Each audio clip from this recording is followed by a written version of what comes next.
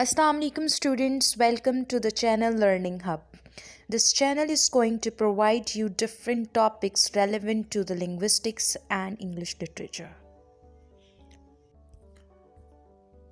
Today our topic is simple, compound, complex sentences. So let's start. Simple sentence क्या होता है कि जिसके अंदर सिर्फ एक इंडिपेंडेंट क्लॉज पाई जाए. इंडिपेंडेंट क्लॉज वो क्लॉज होती है जो कि अकेले स्टैंड होना जानती हूँ. इसमें एक ही सब्जेक्ट होगा और एक ही फिनाइट वर्ब होगा. हाँ, ये हो सकता है कि सब्जेक्ट वर्ब फ्रेजेस भी आपस में कंपाउंड हो. तो अगर हम देखें तो a simple sentence contains only one independent clause. It has one subject and a one finite verb, though the subject verb phrases may be compounded. अब हमारे पास आता है जी फॉर्मूला यानी स्ट्रक्चर या फिर जिसको हम सिंटैक्स कहते हैं, यानी सेंटेंस की अरेंजमेंट कैसे होगी. इसमें सब्जेक्ट प्लस प्रेडिकेट होगा. अब प्रेडिकेट को भी अगर फर्दर खोलें तो प्रेडिकेट में भी क्या क्या चीज़ें आ सकती हैं. उसके अंदर हमारे पास वर्ब होगा प्लस ऑब्जेक्ट या कोई कंप्लीमेंट या कोई मॉडिफायर. कैरेक्टरिस्टिक्स देखें तो इसमें वन फिनाइट वर्ब होगा. फिनाइट वर्ब अगेन मैं रिपीट कर देती हूँ, फिनाइट वर्ब वो वर्ब्स होते हैं जो कि टेंस शो करते हैं या कोई पर्सन या कोई हमारे पास नंबर्स शो करते हैं.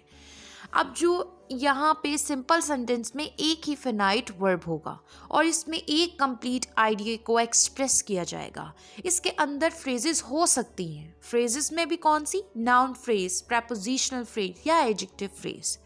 और ये इसके अंदर हमारे पास कंपाउंड सब्जेक्ट्स हो सकते हैं या कोई कंपाउंड वर्ब्स हो सकते हैं, लेकिन स्टिल ये वैसे का वैसा सादा रहेगा, मीन्स के सिंपल रहेगा. अब हम बात करते हैं जी बेसिक एग्जाम्पल्स की. तो हमारी जो एग्जाम्पल्स हैं वो सिंपल सेंटेंसेस में आती हैं. The sun rises, she smiled warmly, birds are chirping. और अगर हम फ्रेजेस की तरफ देखें कि अगर फ्रेजेस आएँ तो फ्रेजेस के साथ सिंपल सेंटेंस को कैसे लिखेंगे, तो वो इस किस्म के होंगे. The tall young girl with blue eyes walked slowly. फिर सेकेंड देखें तो a very expensive laptop lay on the table. The man with a scar on his left cheek teaches English. और अगर हम कंपाउंड के साथ देखें, वो कंपाउंड जो सब्जेक्ट्स और वर्ब के हों तो फिर वो इस किस्म के होंगे sentence, simple sentence. Ali and Ahmed finished the assignment. The teacher explained and demonstrated the rule. तो अगरचा इसमें दो एक्शन है लेकिन स्टिल एक ही क्लॉज है. ये सारे सेंटेंसेस में एक ही क्लॉजेस है, चाहे वो फ्रेजेस के साथ हैं, चाहे वो कंपाउंड सब्जेक्ट्स या वर्ब्स के साथ हैं. और इसलिए इस किस्म के सेंटेंसेस को हम सिंपल सेंटेंस कहते हैं क्योंकि वो सिर्फ एक क्लॉज बनाते हैं और एक क्लॉज में भी एक ही फिनाइट वर्ब होता है और साथ में एक ही कंप्लीट आइडिया होता है. नेक्स्ट हमारा आ रहा है कंपाउंड सेंटेंसेस. कंपाउंड सेंटेंसेस में दो या दो से ज़्यादा इंडिपेंडेंट क्लोजेस हो सकती हैं, यानी होती हैं, दो या दो से ज़्यादा होती हैं. अब इंडिपेंडेंट क्लोजेस कौन सी? जो अलग एज अ सेंटेंस खड़ी हो सके, स्टैंड कर सकें, आइडिया दे सकें. अब वो आपस में कनेक्ट होकर कंपाउंड सेंटेंस में आती हैं. अब हमें पता है कि कंपाउंड सेंटेंसेस में जब दो इंडिपेंडेंट क्लोजेस ने आपस में जुड़ना है तो इंडिपेंडेंट क्लोज के जुड़ने के लिए हमें कोऑर्डिनेट कंजक्शंस चाहिए. तो यहाँ पर हमें कोऑर्डिनेट कंजक्शंस नज़र आएंगे और जो कोऑर्डिनेटिंग कंजक्शंस हैं वो कौन कौन से हैं? फैन बॉयज से हमने याद किया था. F for, A for and, N for nor, B for but, O for or, Y for yet and S for so. और यहाँ पर हमें एक सेमी कॉलन भी नज़र आएगा. ठीक है, तो सेमी कॉलन के साथ कनेक्टेड नज़र आएंगी ये इंडिपेंडेंट क्लोजेस और साथ में इनके कोऑर्डिनेटिंग कंजक्शंस होंगे. और वो कौन से हैं? वो फैन बॉयज़ के एक्रोनिम से हमने याद किए हैं. अगर हम कैरेक्टरिस्टिक्स देखें तो हर क्लॉज एक इंडिपेंडेंट क्लॉज के साथ स्टैंड करती है, यानी ये जो जुड़ी हुई हैं इनको हम एज अ सेपरेट सेंटेंस भी रख सकते हैं, वो मीनिंग देंगी. फिर ये क्लॉजेस जो है वो इक्वली ग्रामेटिकल स्टेटस के साथ आएंगी और यहाँ पर कोई डिपेंडेंट क्लॉज अपेयर नहीं होगी. जो प्योर किस्म के कंपाउंड सेंटेंसेस होते हैं उसमें कोई डिपेंडेंट क्लॉज नहीं होती. ठीक है, अब एग्जाम्पल्स देख लेते हैं. तो अगर हम ये देखें, I studied the chapter comma, and. अब अक्सर हमारी बुक्स के अंदर एंड कंजक्शन से पहले कॉमा होता है, जिसको हम बहुत ही ज़्यादा निगलेक्ट कर देते हैं कि कॉमा डालते ही नहीं है, जो कि टोटली गलत है। जब आपने दो इंडिपेंडेंट क्लोजेस को जोड़ना है तो कॉमा लगा के आपका कंजक्शन एंड आएगा, या कोई भी जब भी दो इंडिपेंडेंट क्लोजेस को आप जोड़ते हो तो कॉमा लग के कंजक्शन आता है, ठीक है। और यहाँ पर इसलिए कॉमा लग के एंड आया है।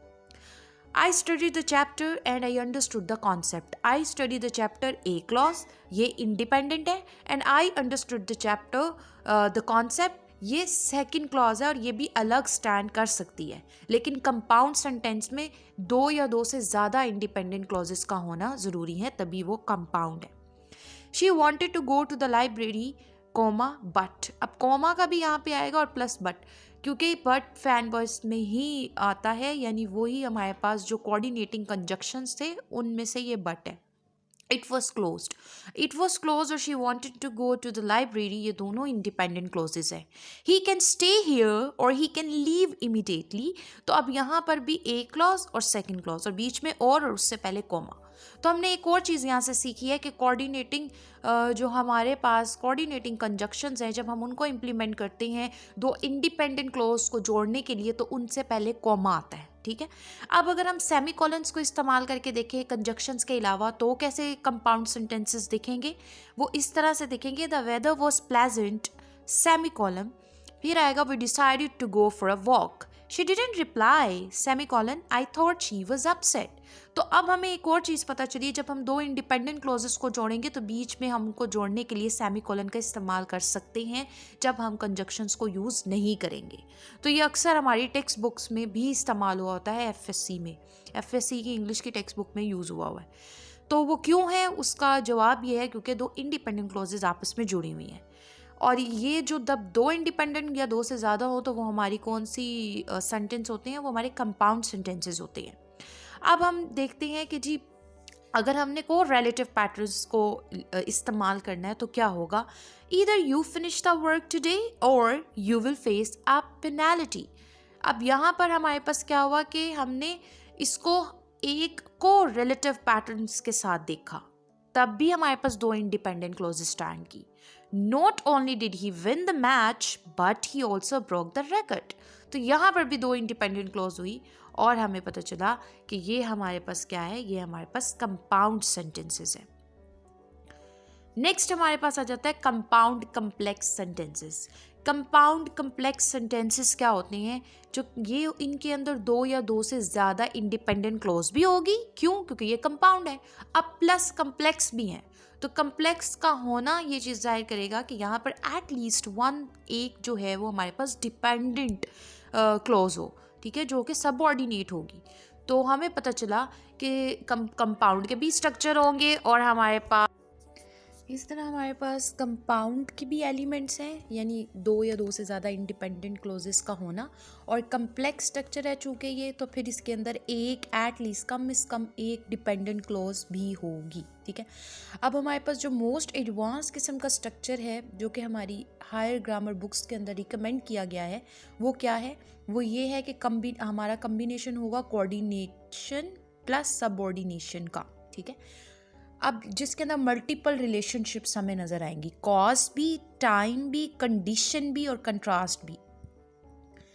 अब एग्जाम्पल्स अगर चेक करें तो दो इंडिपेंडेंट मिलेंगी प्लस एक डिपेंडेंट मिलेंगी, जैसे कि I wanted to visit you but I could not come because I was busy. अब पहली हमारी इंडिपेंडेंट है, I wanted to visit you, ये इंडिपेंडेंट क्लॉज होगी। सेकंड, और ये जुड़ी भी किससे है, ये हमारे पास कोऑर्डिनेटिंग कंजक्शन यानी बट से जुड़ी हुई है और इससे पहले कॉमा है। फिर है आई कुड नॉट कम, ये सेकंड इंडिपेंडेंट क्लॉज है। फिर अब जब डिपेंडेंट ने जुड़ना है तो जाहिर सी बात है उसने अपने साथ सब ऑर्डिनेटिंग कंजक्शन लेकर आना है, जो कि बिकॉज है। तो बिकॉज आया, आई वॉज बिजी, मैं बिजी था, तो हमारे पास जो बिकॉज आई वॉज बिजी है ये हमारी डिपेंडेंट क्लॉज होगी। सेकेंड अगर चेक करें तो वन इंडिपेंडेंट क्लॉज और फिर एक इंडिपेंडेंट और फिर एक subordinate clause. She finished her assignment ये हमारी इंडिपेंडेंट, एंड क्योंकि वो दूसरी भी इंडिपेंडेंट है इसलिए वो हमारे पास कोऑर्डिनेटिंग कंजक्शन से जुड़ी हुई है एंड से, कॉमा लगा के एंड, फिर she submitted it before the deadline. Next अब बिकॉज आ रहा है तो इट मीन्स कि अगली डिपेंडेंट क्लॉज है, हर teacher had warned her. Third में भी although it was raining we went outside and we enjoyed the weather together या weather। तो यहाँ पर हमारे पास although it was raining we went outside। अब यहाँ पर क्या है कि पहले सबऑर्डिनेटिंग क्लॉज आई, सबऑर्डिनेट जो कि although से स्टार्ट हो रही है, it was raining। तो फिर नेक्स्ट जो हमारे पास वी वेंट आउटसाइड, ये भी इंडिपेंडेंट है, और अगली जो जुड़ी हुई है वो भी इंडिपेंडेंट है। वो कैसे पता चला? क्योंकि कॉमा लगा के एंड का कंजक्शन आया, वी एंजॉयड द वेदर, ये भी इंडिपेंडेंट क्लॉज है। फोर्थ अगर हम देखें तो when the movie ended the crowd clapped loudly and the director thanked everyone. When the movie ended, when जो है ये हमारे पास सब ऑर्डिनेट कंजक्शन है, वो हमने अगर लगाया तो दैट मीन्स कि ये क्लॉज डिपेंडेंट क्लॉज है, ठीक है। और नेक्स्ट जो है द क्राउड क्लैप लाउडली, ये इंडिपेंडेंट है और अगली भी इंडिपेंडेंट है क्योंकि ये जुड़ी हुई है एंड से, और एंड हमारा कोऑर्डिनेटिंग कंजक्शन है, दैट मीन्स कि हमारे पास इंडिपेंडेंट क्लॉज को जोड़ा है। अगर हम एक कंपैरिजन टेबल देखें तो हमें नज़र आएगा कि सिंपल में सिर्फ एक इंडिपेंडेंट क्लॉज होती है और उसमें कोई डिपेंडेंट क्लॉज नहीं होती, और कोऑर्डिनेटर्स उसमें जो हैं हमें नज़र आते हैं कि कोई इस्तेमाल नहीं होती, यानी उसमें कोई कंजक्शन हमें यूज़ हुए नज़र नहीं आते। एग्जाम्पल होगी द बॉय लाफ्ड। सेकेंड है जी कंपाउंड। कंपाउंड सेंटेंस में दो या दो से ज़्यादा इंडिपेंडेंट क्लॉजेज होंगी, डिपेंडेंट कोई नहीं होगी, और कोऑर्डिनेटर्स उसमें यूज़ होंगे। और कौन से यूज़ होंगे? वो हमारे पास कोऑर्डिनेटिंग जो कंजक्शंस थे, यानी फैन बॉयज़, उसके एक्रोनिम से हमने याद किए हुए थे, वो यूज़ होंगे। जैसे she called me comma but I didn't answer. Then compound complex में दो या दो से ज़्यादा इंडिपेंडेंट क्लॉजेज होंगी, और डिपेंडेंट क्लॉज एक होगी या एक से ज़्यादा हो सकती है, और जो कोऑर्डिनेटर्स है हाँ इस्तेमाल होंगे। और उसके बाद जो है जैसे although he was tired he worked hard and he completed his tasks.